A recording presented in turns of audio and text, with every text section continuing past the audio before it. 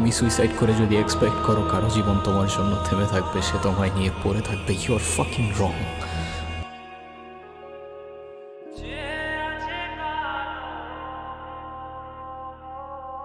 হ্যাঁ বলো।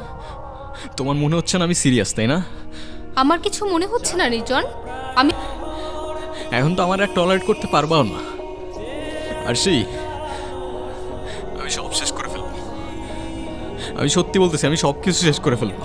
আমার এই সিচুয়েশনও মনে হইতেছে আমি ড্রামা করতেছি। আজকের পর থেকে তুমি আমার জন্য সারা জীবন কাঁদবা।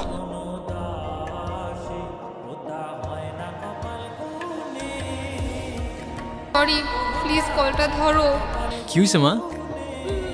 কাঁদতেছো কেন? তুই কেন এই কাজ করলি রে বাপ? এই যে আমি, আমাকে দেখতে পাইতেছো না? আমার যদি মৃত্যু হয়ে থাকে, আমি এখনো এখানে কিসের জন্য? আর একটু সময় দিতা আমায়, আরেকবার বুঝতে দিতা। আমি আগেই বলছিলাম, তখন তো শুনলাম না, এখন আফসোস করতেছো। আমি বসে আছি আর তুমি ফোন চালাচ্ছ। তোমাকে তো কেউ মানা করেনি, তুমিও চালাও। এটা কেন নিবা? এটা কেমন অভ্যাস? মানুষের প্রাইভেসি বলতে কিছুই নাই। তোমার বিহেভিয়ারগুলো না দিন দিন চেঞ্জ হয়ে যেতেছে। আমি আগের মতোই আছি, মেবি তোমার আর আমাকে ভালো লাগে। আরশি, তুমি কি সত্যি আমায় দেখতে পাচ্ছ না? সরি, আমি তোমার এত কাছে, তবু তোমার কান্না থামাতে পারলাম না। আমাদেরকে ছেড়ে কেন চলে গেল এত? মা আমি কাঁদবো কেন? আমার ঠান্ডা লাগছে তাই গলাটা একটু বসে গেছে। বাবা মা আমাদের জন্য কত চিন্তা করে না? তোমার বাবা মাও তোমার জন্য চিন্তা করতেছে। আমি যে নাই মা তো বিশ্বাসই করতে চায় না। আগে তাদের সাথে কত খারাপ ব্যবহার করে ফেলতাম। আচ্ছা বাবা, তোমাকে যে একটা বাইকের কথা বলছিলাম, এখন মনে হয় পারবো না। সেই দিন বললা কিনে দিবা, আজকে তুমি কথা ঘুরাইতেছো। বাবার সাথে কেউ এভাবে কথা বলে? বাবাকে সম্মান দিতে শিখো, কথা বলতে শিখো। বসে খাই না আমি, বসে বসে খাই তো। খাইলাম না, শেষ। নির্জনের ব্যাপারে মাত্রই জানলাম আমি, শুনে খুব খারাপ লাগলো। ও তোমাকে ক্যান টেক্সট করলো? রিপ্লাই দিবা না, একদম রিপ্লাই দিবা না আরশি। আবার আমাদের ঝামেলা শুরু হয়েছিল। দেখো, তোমার এই টক্সিক রিলেশনশিপ সম্পর্কে আমি খুব ভালো মতোই জানি। আমি তোমাকে শুধু এতটুকুই বলবো যে আমার তোমাকে অনেক ভালো লাগে। তুমি নাফিজের সাথে কথা কেন বলছো?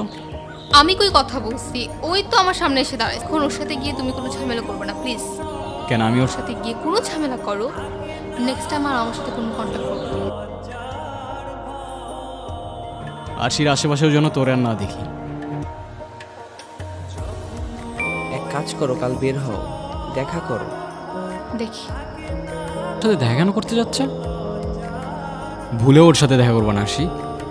বুঝলাম না, তুমি ওর সাথে কেন দেখা করতে আসলা? ও আসলে একদম কথা বলবা না, চুপচাপ থেকে ভাগাই দিবা। কোনো প্রশ্ন করলে একটারও উত্তর দিবা না। কিছু মনে না করলে একটা কথা বলি। কোন? বলো। তোমাকে আজকে অনেক সুন্দর লাগতেছে। ও ভাই, ও না তোমার সাথে দেখা করতে আসেনি, ওর আমার জন্য খারাপ লাগতেছিল, এই জন্য আসছি একটু বাইরে। নির্জন যাওয়ার পর থেকে কিছু আর ভালো লাগে না। আমি খালি বেঁচে থাকলে হইতো, তোরে যে কি করতাম আমি। কালকে দেখা হচ্ছে তো? মেবি।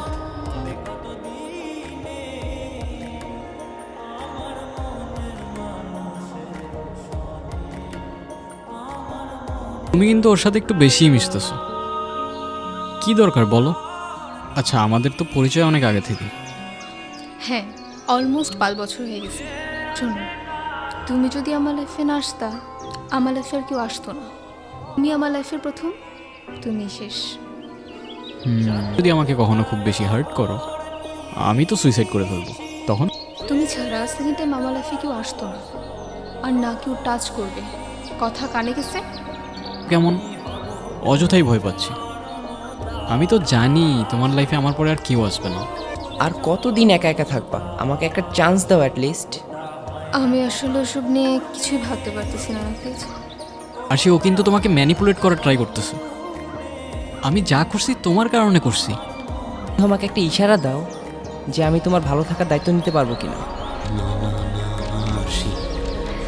আরশি, তুমি দেখতে পাচ্ছ আমাকে?